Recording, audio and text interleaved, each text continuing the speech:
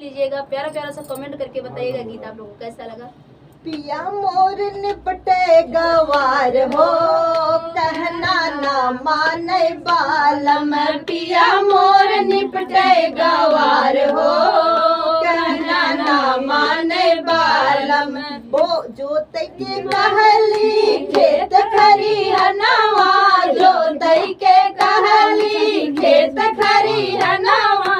जोतिया ने उसरा को हार हो, कहना ना माने बालम। जोतिया ने उसरा दुआर हो, कहना ना माने बालम। पिया मोर निपटे गवार हो, कहना ना माने बालम। पिया मोरा निपटे गवार हो, कहना ना माने बालम। बोई के कहली तिसी सरसोईया, बोई के कहली तिसी सरसोईया। बोई तितली मदार हो, कहना ना माने बालम।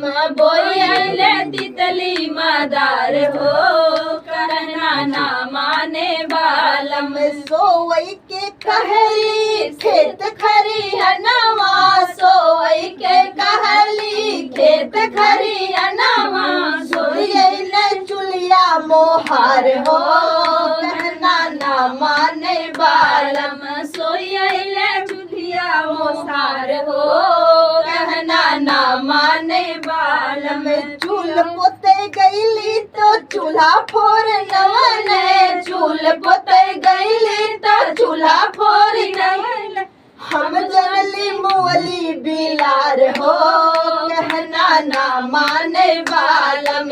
हम जनली मुअली बिलार हो, कहना ना माने बालम। टंगिया पकड़ के आंगनवा में पटकी, टंगिया पकड़ के आंगनवा में पटकी। सैया देने दतवा जियार हो, कहना ना माने बालम। सैया देने दतवा चियार हो, कहना ना माने बालम।